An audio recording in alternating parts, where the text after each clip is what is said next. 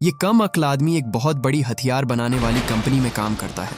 बहुत कम उम्र में वो बहुत ऊंची पोस्ट पर पहुंच गया था, जिस वजह से उसके साथ के लोग उसे बिल्कुल पसंद नहीं करते थे। उसकी तरक्की को देखकर कंपनी के लोगों में नाराजगी थी, क्योंकि ये आदमी अपने अच्छे कनेक्शन का इस्तेमाल कर बिना किसी मेहनत के प्रमोशंस ले लिया करता था। पर उसे अंदाजा भी नहीं था कि एक दिन उसे लोगों की ऐसी बद्दुआ लगेगी कि उसकी पूरी जिंदगी ताश के पत्तों की तरह बिखर जाएगी। विक्टर नाम का ये शख्स आज एक खास मिशन पर जाने वाला था। उसका काम था डिस्ट्रिक्ट 9 के एलियंस को नोटिस देकर उन्हें वहां से निकालना, ताकि उस पूरे इलाके को खाली कराकर उन्हें एक नई जगह शिफ्ट किया जा सके। इन एलियंस को ये लोग प्रॉन्स कहते थे। ये एलियंस साल 1982 में अर्थ पर आए थे और तब से यहीं रह रहे हैं। उनकी शिप अचानक शहर के बीचों बीच आकर खड़ी हो गई थी, जिससे लोगों में खौफ का माहौल बन गया था। उन्हें लगा कि वो इंसानों को खत्म करने आए हैं, पर ऐसा नहीं था। 3 महीनों तक उस स्पेसशिप से कोई नीचे नहीं आया। महीनों तक वो शिप ऐसे ही हवा में तैरती रही, जिसके बाद सरकार ने खुद उसके अंदर जाने का फैसला किया। वो उसकी कई इंच मोटी स्टील की चादर को काटकर अंदर घुसे और वहां उन्होंने जो देखा उसे देखकर उनके पैरों तले जमीन खिसक गई। शिप के अंदर की गंदगी और बदबू बर्दाश्त के बाहर थी। वहां लाखों की तादाद में एलियंस मौजूद थे, जो धूप ना मिलने की वजह से कमजोर हो गए थे। उनमें से कईयों ने तो भूख और प्यास से दम तोड़ दिया था। साउथ अफ्रीका की सरकार उन एलियंस को मारना चाहती थी, लेकिन दुनिया भर की सरकारों के प्रेशर के चलते वो ऐसा नहीं कर पाते। आखिर में वो उन एलियंस की मदद करने की सोचते हैं। उन्होंने उन एलियंस को टेम्परेरी कैंप्स में पहुंचाना शुरू किया, जो उस स्पेसशिप के नीचे ही बने थे। उनकी तादाद लाखों में थी, जिस वजह से देखते ही देखते वो पूरी जगह एक गंदे स्लम में बदल जाती है। शुरुआत में तो उन पर बहुत ध्यान दिया गया। सरकार ने इस बात का पूरा ख्याल रखा कि उन्हें इंसानों की तरह ही सही दर्जा और सुरक्षा मिले, जिसके लिए वो पानी की तरह पैसा बहा रहे थे। सरकार उन्हें रखने के लिए हर महीने अरबों रुपए खर्च कर रही थी, जो आम लोगों को बिल्कुल पसंद नहीं आता। वो सरकार के इस फैसले का खुलकर विरोध करते हैं। देखते ही देखते उन्हें अर्थ पर आए हुए 28 साल हो चुके थे। साइंटिस्ट का कहना था कि स्पेसशिप खराब होने की वजह से वो एलियंस अपने घर नहीं जा सकते। अब यही उनका नया घर था। उनका स्पेसशिप काम क्यों नहीं कर रहा? इस सवाल को लेकर वैज्ञानिकों के पास हजारों थ्योरीज थी। उनका मानना था कि जब वो यहाँ आए थे तो उनका कमांड मॉड्यूल उनकी स्पेसशिप से अलग होकर नीचे गिर गया और फिर वो रहस्यमय तरीके से गायब हो गया। उसके बिना इस शिप को चला पाना नामुमकिन था। खोजकर्ताओं की टीम ने सालों तक डिस्ट्रिक्ट 9 का छप्पा छप्पा छान डाला। उन्होंने उसे बहुत ढूंढा, पर वो कमांड मॉड्यूल उन्हें कहीं नहीं मिला। उनकी शिप में उन्हें कुछ एडवांस्ड वेपन्स मिले, जिनकी टेक्नोलॉजी इंसानी समझ के बाहर थी। उन्हें हथियार मिले थे, तो जाहिर सी बात थी कि जुर्म होने तो तय थे, जिससे दंगे फसाद शुरू हो जाते हैं। वो एलियंस सिर्फ मजे के लिए लोगों को मार दिया करते थे। पैसेंजर्स से भरी ट्रेनें पलटना, बिल्डिंग में आग लगाना, सड़कों पर अंधाधुंध फायरिंग करना और पूरे शहर में तबाही मचाना उनके लिए बड़ी आम बात थी। जल्द ही लाखों लोग सड़क पर उतर आए, जो इन एलियंस को यहाँ से निकलवाना चाहते थे। लोगों ने उन्हें खत्म करने के लिए सरकार को अजीब अजीब तरह के आइडियाज दिए। किसी ने कहा कि इन्हें गोलियों से भून दो, तो कोई कहता है कि इन पर एक ऐसा वायरस छोड़ दो जो रातों रात इनकी पूरी आबादी को खत्म कर दे। 20 साल बाद जनता के दबाव में आकर दुनिया भर की सरकारें आखिरकार उन एलियंस को वहां से निकालने का फैसला करती हैं। वो उन 18 लाख एलियंस को डिस्ट्रिक्ट 9 से निकालकर शहर से 200 किलोमीटर दूर बने एक लेबर कैंप में शिफ्ट करने वाले थे। ये काम जितना आसान दिखता था, उससे कई ज्यादा मुश्किल था। और यहीं पर एंट्री होती है एमेन्यू कॉरपोरेशन की, जो दुनिया की सबसे बड़ी हथियार बनाने वाली कंपनी थी। मल्टीनेशनल यूनाइटेड का मालिक रॉबर्ट हॉब्स इस काम की जिम्मेदारी अपने सन इन लॉ विक्टर को सौंपता है, जो उन्हीं की कंपनी में एक ब्यूरोक्रेट के तौर पर काम करता था। कंपनी के काफी लोग रॉबर्ट के इस फैसले से खफा थे, क्योंकि उनकी नजर में विक्टर इस काम के लिए बिल्कुल भी फिट नहीं था। उस जैसे कम अक्ल को उन एलियंस के बीच भेजकर वो उसकी जान को जोखिम में डाल रहे थे। इसके बाद विक्टर अपने मिशन के लिए निकल जाता है। वो इस पूरे ऑपरेशन को कैमरे में रिकॉर्ड कर रहा था। उसने देखा कि सोल्जर्स जरूरत से ज्यादा गोला बारूद साथ लेकर चल रहे थे। वो उन्हें हथियार कम करने को कहता है, पर सोल्जर कहता है, आपको इसका जवाब हमारे कैप्टन देंगे। विक्टर को लगा वो कंपनी के मालिक का सन इन लॉ है, तो कैप्टन उसकी बात सुनेगा। लेकिन उनका कैप्टन जेम्स एक नंबर का हरामी आदमी था। वो ऑन कैमरा विक्टर को धमकी देने लगता है और कहता है, अब तू मुझे सिखाएगा कि क्या लेकर जाना है और क्या नहीं। चल भाग यहाँ से और अपना ये कैमरा बंद कर।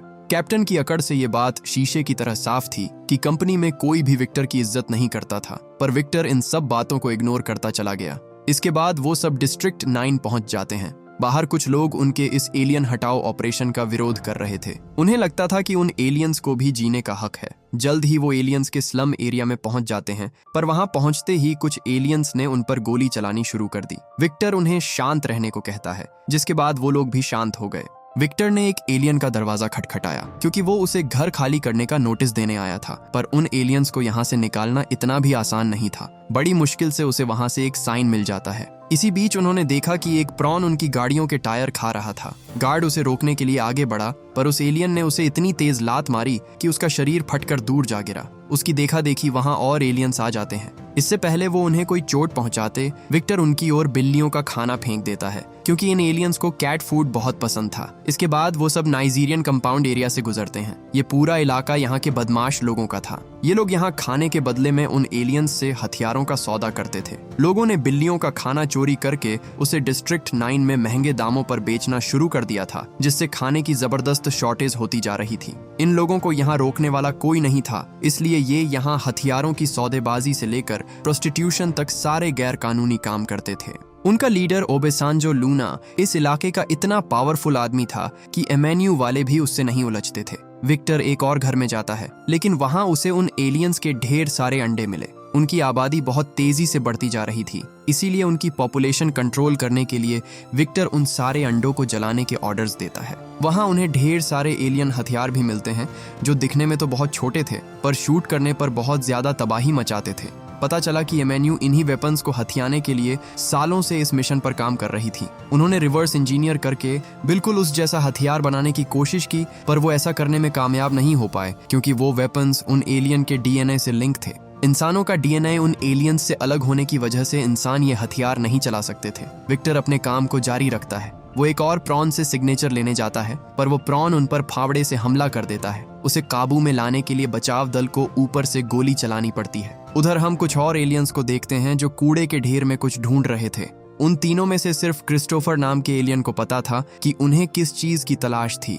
जल्द ही क्रिस्टोफर के बेटे डेविड को वो चीज मिल जाती है, जिसके बाद वो उसे सबसे छुपाते हुए अपने घर में बनी एक सीक्रेट लैब में ले आए। उस कैन जैसी चीज से एक खास तरह का लिक्विड बाहर निकलता है, जिसे फिल्टर करके उन्होंने एक ट्यूब में भर लिया। दरअसल ये उनकी शिप को चलाने के लिए फ्यूल था, जिसे वो लोग पिछले 20 साल से इकट्ठा कर रहे थे। इस प्लेनेट को छोड़कर जाने का ये उनका आखिरी मौका था, लेकिन वो कुछ और समझ पाते उससे पहले विक्टर उनके दरवाजे पर नोटिस लेकर पहुंच गया। क्रिस जल्दी से उस लिक्विड को छुपा देता है और अपने दोस्त पॉल को दरवाजा खोलने को कहता है।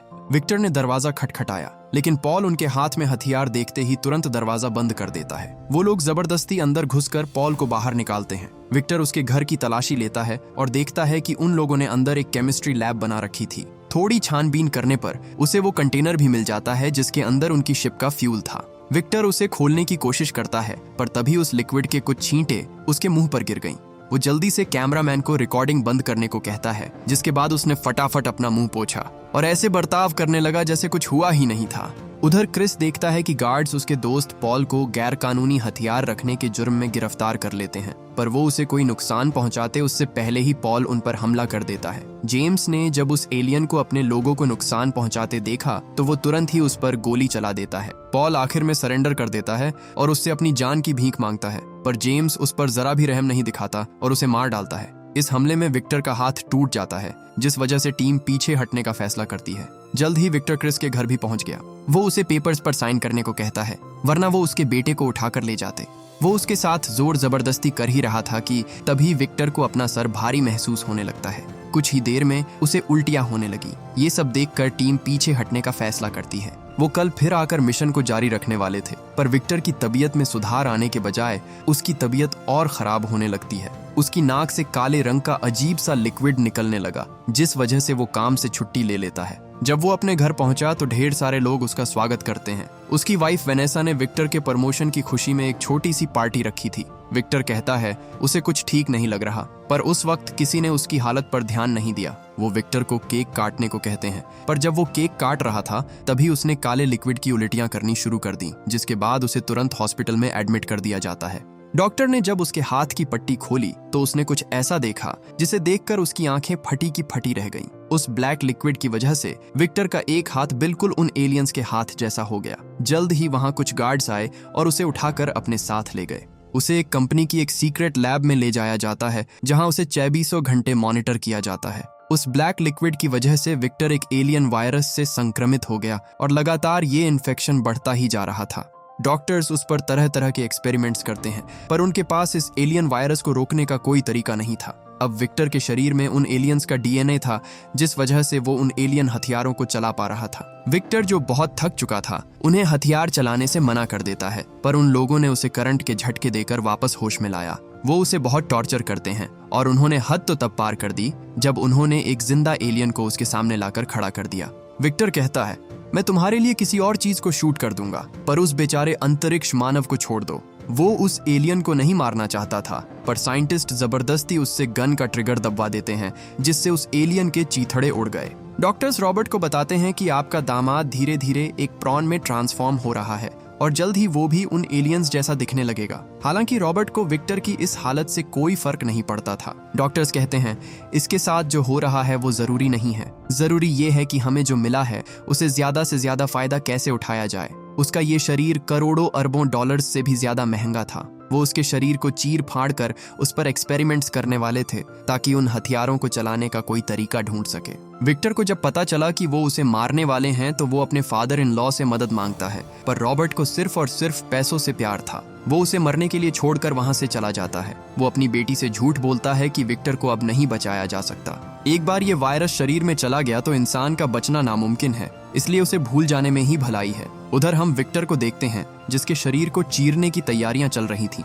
वो उसकी छाती काटकर उसका दिल निकालने ही वाले थे कि तभी विक्टर अपने एलियन वाले हाथ से उन पर हमला कर देता है। उसने उन सबको बहुत मारा और आखिर में उनमें से एक को बंदी बनाकर वहां से बच निकलने में कामयाब हो गया। रॉबर्ट को जब इसके बारे में पता चला तो वो तुरंत ही जेम्स को उसके पीछे लगा देता है। विक्टर एक आदमी का फोन चोरी करके अपनी वाइफ को कॉल लगाता है, पर उसका नंबर बिजी आ रहा था। इसके बाद वो अपने दोस्तों को कॉल करता है, पर वो लोग भी उसका फोन नहीं उठा रहे थे। उसे बहुत भूख लगी थी, इसलिए वो एक रेस्टोरेंट में जाता है। पर जब वो अपने खाने का ऑर्डर दे रहा था, तभी उसने देखा कि टीवी पर उसके बारे में न्यूज चल रही है। न्यूज में बताया जाता है कि विक्टर के उन एलियंस के साथ नाजायज संबंध थे, जिस वजह से उसे खतरनाक इन्फेक्शन हो गया है जो छूने से फैलता है। ये बात सरासर झूठ थी, लेकिन वहां खड़े लोग इस बात को सच मानकर विक्टर से दूर भाग जाते हैं। विक्टर जल्दी से वहां पड़ा खाना खाने लगता है, पर तभी रेस्टोरेंट का स्टाफ अंदर से गन लेकर आया और उस पर गोली चला दी। विक्टर के लिए अब बाहर की दुनिया बिल्कुल भी सेफ नहीं थी, इसलिए वो सबसे बचते हुए डिस्ट्रिक्ट 9 में चला जाता है,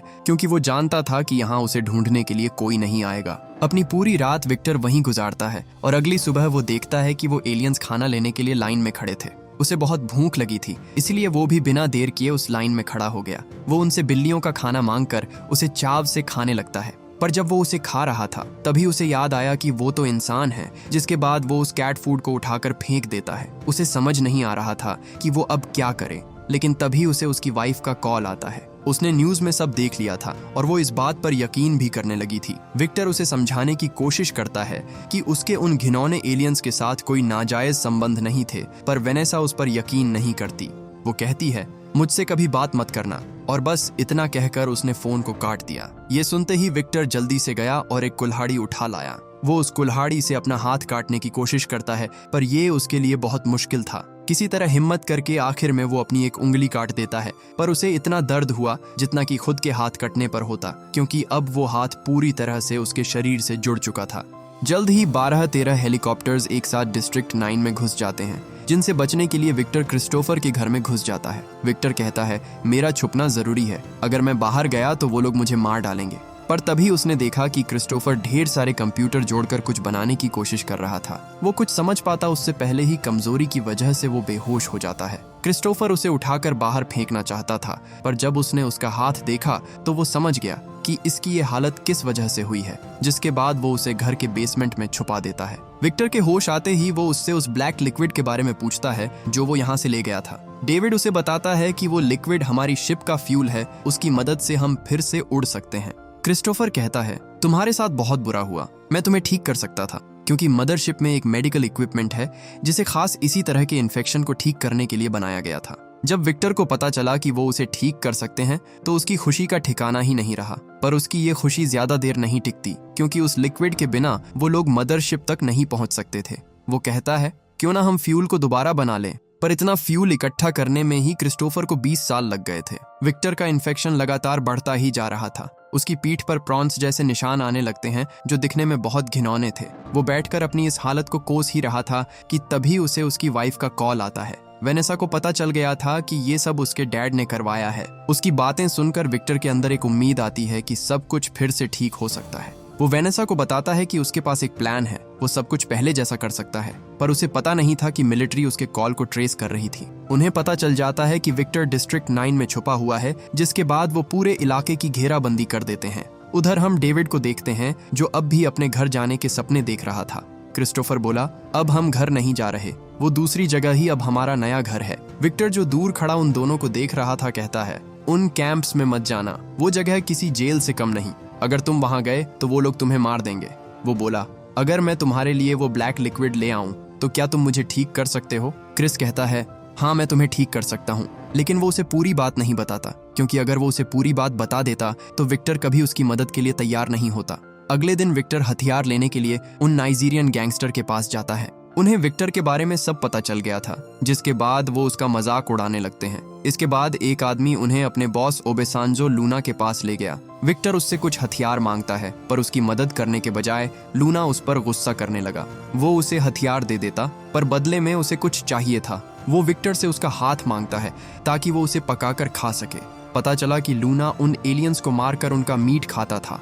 उस इलाके में ये अंधविश्वास था कि उन एलियंस को खाने से उन्हें चमत्कारी शक्तियां मिलेंगी, जिससे वो उन हथियारों को चला सकेंगे। वो लोग विक्टर का हाथ काटने ही वाले थे कि तभी विक्टर के हाथ एक एलियन गन लग जाती है, जिससे उसने उन पर हमला कर दिया। वो इन हथियारों को पिछले 28 सालों से इकट्ठा कर रहे थे, पर आज तक उन्होंने किसी इंसान को इन्हें इस्तेमाल करते हुए नहीं देखा था। वो इतने डर जाते हैं कि विक्टर को जो चाहिए था उन्होंने उसे वो सब दे दिया, जिसके बाद विक्टर वहां से भाग जाता है। उधर एमेन्यू में रॉबर्ट बहुत घबराया हुआ था। वो विक्टर को जिंदा पकड़ना चाहता था, क्योंकि अगर वो मारा गया तो उनके किसी काम का नहीं रहेगा। इसी बीच सोल्जर्स विक्टर के सेलफोन को ट्रैक करते हुए उसकी लोकेशन पर पहुंच जाते हैं, पर विक्टर नहीं मिलता। जेम्स रॉबर्ट से वादा करता है कि वो उसे कहीं से भी ढूंढ कर ले आएगा। वो दोनों बात कर ही रहे थे कि तभी एमेन्यू हेडक्वार्टर्स में एक जोरदार धमाका हुआ। विक्टर और क्रिस सभी को मारते हुए अंदर घुस जाते हैं। विक्टर उस जगह के चप्पे चप्पे को जानता था, इसलिए वो जल्दी से लैब तक पहुंच जाते हैं। पर वहां पहुंचकर क्रिस ने अपने दोस्त पॉल को देखा, जिसके उन लोगों ने टुकड़े टुकड़े कर टेस्ट सब्जेक्ट बना दिया था।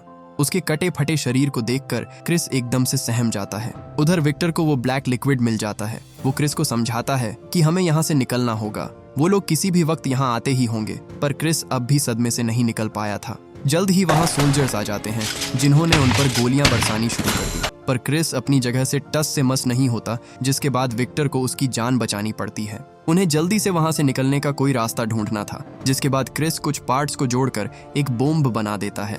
जैसे ही वो बॉम्ब फटा, दीवार में एक बड़ा छेद हो गया, जिससे होकर वो दोनों वहां से बाहर निकल जाते हैं। उन्हें शिप का फ्यूल मिल गया था, पर खतरा अभी टला नहीं था। जेम्स अपने लोगों के साथ उनकी कार का पीछा करता है, और इस बार उसका विक्टर को जिंदा पकड़ने का कोई इरादा नहीं था। जल्द ही विक्टर क्रिस के साथ डिस्ट्रिक्ट 9 में पहुंच जाता है। वो क्रिस से पूछता है वो कब तक ठीक हो जाएगा, पर क्रिस उसे बताता है कि जितना मैंने सोचा था इसमें उससे ज्यादा समय लगने वाला है। विक्टर को लगा ज्यादा से ज्यादा 2 या 3 घंटे लगेंगे, पर आगे जो क्रिस बताता है उसे सुनकर विक्टर को अपने कानों पर भरोसा ही नहीं हुआ। उसे पता चला कि उसे ठीक होने में अभी 3 साल और लगने वाले थे। क्रिस पहले अपने लोगों को यहाँ से निकालने वाला था, उसके बाद ही वो उसे ठीक कर पाता। क्रिस उससे प्रॉमिस करता है कि वो उसे जरूर ठीक करेगा, पर अब विक्टर को उस पर भरोसा नहीं था, जिसके बाद वो उस पर हमला कर उससे वो ब्लैक लिक्विड छीन लेता है।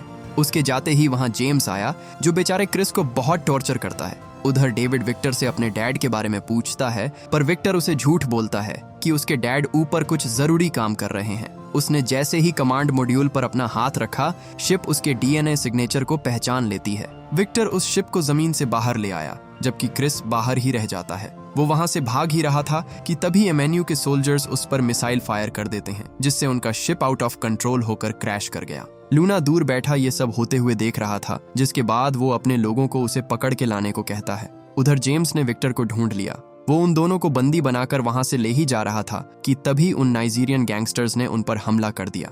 वो उन्हें चारों ओर से घेर कर उन पर अंधाधुंध फायरिंग करने लगते हैं। इसी बीच उसके कुछ लोगों ने विक्टर को बाहर निकाला और उसे अपने साथ उठाकर ले गए। क्रिस उसकी मदद करना चाहता था, पर लॉक होने की वजह से वो कुछ नहीं कर पाता। विक्टर को पकड़कर लूना के पास लाया जाता है, क्योंकि वो अब भी उसे मारकर खाना चाहता था। उसका हाथ काटने से पहले एक औरत उस पर जादू टोना करती है, जो देख विक्टर को बहुत डर लगने लगा। उधर हम उसके बेटे को देखते हैं, जो कमांड मॉड्यूल के साथ कुछ छेड़खानी कर रहा था। उसका शिप डैमेज होने की वजह से वो मदरशिप तक नहीं जा सकता था, इसलिए वो मदरशिप को ही अपनी ओर लाने लगता है। जैसे ही उनका स्पेस शिप एक्टिवेट हुआ, उससे इतनी ज्यादा एनर्जी रिलीज हुई कि आसपास की सारी बिल्डिंगों के शीशे टूट जाते हैं। वो गैंगस्टर्स विक्टर का हाथ काटने ही वाले थे कि तभी उनके पीछे खड़ा रोबोट अपने आप एक्टिवेट हो जाता है। उसने वहां खड़े हर आदमी को स्कैन किया और उन सबको मार डाला। इस हमले में उनका बॉस लूना भी मारा जाता है, जिसके बाद बाकी के लोग वहां से भाग खड़े हुए। विक्टर को लगा कि वो उसे भी मारने वाला है। तभी उसने देखा कि वो रोबोट तो एक एडवांस्ड आर्मर था। उधर जेम्स समझ जाता है कि ये सब वो एलियन कर रहा है, जिसके बाद वो उसे पकड़कर बाहर लाते हैं और उससे पूछते हैं उस स्पेसशिप को कौन कंट्रोल कर रहा है। पर क्रिस्टोफर उन्हें कुछ नहीं बताता, जिसके बाद वो लोग उसे बहुत पीटते हैं। विक्टर दूर खड़ा उसे मार खाते हुए देख रहा था, पर उसमें इतनी हिम्मत नहीं थी कि वो उसकी मदद कर सके। आखिर में उसने आर्मर की ओर देखा, जिसके बाद वो उसे पहनकर उन लोगों के सामने आ जाता है। जेम्स ने उसे देखते ही पहचान लिया कि उस आर्मर के अंदर विक्टर है। क्रिस्टोफर को लगा कि वो उसकी मदद करेगा, पर विक्टर जो बहुत डरा हुआ था कहता है, उस अंतरिक्ष मानव को अपने पास रखो और मुझे जाने दो, मैंने तुम्हारा कुछ नहीं बिगाड़ा है। एक आदमी जेम्स से कहता है, मैंने इस एलियन से सच उगलवाने की पूरी कोशिश की, पर लगता नहीं ये अपना मुंह खोलने वाला है। विक्टर जो वहां से जा रहा था सुन लेता है कि वो लोग उसे मारने वाले हैं। उस वक्त वो सिर्फ उसके बेटे के बारे में सोचता है, जो अपने डैड के बिना कभी अपने घर नहीं पहुंच पाता। वो लोग क्रिस को मारने ही वाले थे कि तभी विक्टर ने हिम्मत दिखाई और उन पर हमला कर उसे बचा लिया। उसने क्रिस को दौड़कर कमांड मॉड्यूल तक जाने को कहा और इस बीच वो उसे कवर देने लगता है। जेम्स और उसके लोगों ने उन पर गोलियों की बारिश कर दी, पर विक्टर उनके बीच खड़ा होकर सही सलामत उसे शिप की ओर पहुंचाने लगता है। वो आगे बढ़ ही रहे थे कि तभी एक स्नाइपर ने उस आर्मर की पीठ में गोली मारी, जिस वजह से वो कुछ देर के लिए बंद पड़ जाता है। गुस्से में विक्टर उन सबको मार डालता है, पर जेम्स तो जैसे उसके पीछे हाथ धोकर पड़ गया था। जल्द ही वो आर्मर बुरी तरह से डैमेज हो जाता है। क्रिस उसे इस हालत में छोड़कर नहीं जाना चाहता था, पर विक्टर उसे आगे बढ़ते रहने को कहता है। वो बोला, इसके लिए मैंने बहुत मेहनत की है और तुमने भी बहुत कुछ सहा है, ये सब फिजूल नहीं जाना चाहिए। क्रिस उसकी बात मानकर वहां से चला जाता है, जिसके बाद विक्टर ने अकेले ही उन सब का सामना किया। उधर क्रिस कमांड मॉड्यूल से एक ट्रैक्टर बीम को एक्टिवेट करता है, जिसके बाद मदरशिप से एक रोशनी निकलती है जो उसे सीधा ऊपर की ओर खींचने लगी। जेम्स ने जब उसे ऊपर जाते हुए देखा तो वो मिसाइल से उसे उड़ाने की कोशिश करता है, लेकिन विक्टर ने अपनी बची कुची पावर से उस मिसाइल को बीच में ही पकड़ लिया। वो उसे खुद से दूर फेंक पाता उससे पहले ही वो मिसाइल उसके हाथ में फट जाती है। विक्टर एक बार फिर से उठ खड़ा हुआ और उसने जेम्स पर अपने सारे हथियार तान दिए। उसके एक ऑर्डर से जेम्स के चीथड़े उड़ जाते, पर जेम्स की आंखों में मौत का कोई डर नहीं था। विक्टर उसे खत्म ही करने वाला था कि तभी साइड आती एक कार उसे टक्कर मारकर नीचे गिरा देती है। उसका सूट अब बुरी तरह से डैमेज हो गया था, पर विक्टर देखता है कि उसका ये मिशन कामयाब रहा। क्रिस्टोफर मदरशिप तक पहुंचने ही वाला था। जल्द ही कमांड मॉड्यूल शिप से अटैच हो जाता है, जिससे अब क्रिस्टोफर के पास उसका पूरा कंट्रोल आ जाता है। विक्टर रेंगता हुआ वहां से भागने की कोशिश करता है, लेकिन जेम्स ने उसे पकड़ लिया। वो उसे कमजोर, बुजदिल और ना जाने क्या क्या कहता है। आखिर में उसने उसके सर पर अपनी बंदूक तान दी और उसे जान से मारने ही वाला था कि तभी वहां ढेर सारे प्रॉन्स आ जाते हैं। उसे देखते ही उन्होंने उस पर हमला कर दिया और उसके हाथ पैर नोचकर उसके टुकड़े कर डाले। उधर क्रिस्टोफर अपने प्लेनेट की लोकेशन सेट करता है और जैसे ही शिप वहां से निकलने के लिए तैयार हुआ, दुनिया भर के लोग इस नज़ारे को देखने के लिए अपने अपने घरों के बाहर आकर खड़े हो गए। उन्हें यकीन ही नहीं हो रहा था कि 20 सालों बाद आखिरकार वो लोग पृथ्वी को छोड़कर जा रहे थे। विक्टर उन्हें जाते हुए देखकर बहुत इमोशनल हो जाता है। जाने से पहले क्रिस्टोफर ने उससे वादा किया था कि 3 साल बाद वो वापस आएगा और उसे ठीक कर देगा। बस इस एक उम्मीद की वजह से उसके चेहरे पर एक मुस्कुराहट थी। उनके जाने के पीछे मीडिया में कई वजहें बताई जा रही थीं। कुछ लोगों का मानना था वो वापस लौटकर हमसे जंग भी लड़ सकते हैं, क्योंकि इन 20 सालों में इंसानों ने उन एलियंस के साथ जानवरों से भी बदतर व्यवहार किया था। आखिर में हमें विक्टर की एक फुटेज दिखाई जाती है। माना जाता है कि ये विक्टर की आखिरी फुटेज थी, क्योंकि उसके बाद किसी ने उसे नहीं देखा। उन एलियंस को वापस उनके घर भेजने में विक्टर ने महत्वपूर्ण भूमिका निभाई थी, इसलिए उसे पूरी दुनिया के सामने किसी हीरो की तरह प्रेजेंट किया जाता है। लोगों का मानना था कि विक्टर एक ईमानदार आदमी था। उसके साथ जो हुआ वो नहीं होना चाहिए था। विक्टर का एक पुराना दोस्त एमएनयू की सारी सीक्रेट फाइल्स लीक कर देता है, जिससे एमएनयू का काला सच पूरी दुनिया के सामने आ गया। उस एलियन शिप के जाने के बाद डिस्ट्रिक्ट 9 को डिस्ट्रॉय कर दिया गया और जो 25 लाख एलियन पीछे रह गए थे उन सभी को डिस्ट्रिक्ट 10 में शिफ्ट कर दिया गया, जिनकी आबादी लगातार बढ़ती ही जा रही थी। आखिर में हमें विक्टर की वाइफ को दिखाया जाता है, जिसे अपने घर के दरवाजे पर एक फूल पड़ा हुआ मिलता है, मानो कोई उसे वहां छोड़ गया हो। उसे पूरा यकीन था कि ये फूल विक्टर ने बनाया है, क्योंकि वो ही उसे ऐसी चीजें बनाकर दिया करता था। इसके बाद हम विक्टर को देखते हैं, जो अब पूरी तरह से एक प्रॉन में बदल चुका था। उसने अब तक उम्मीद नहीं छोड़ी थी। उसे यकीन था कि क्रिस्टोफर एक दिन वापस लौटेगा और उसे फिर से पहले जैसा बना देगा। इसी के साथ ये मूवी यही खत्म हो जाती है।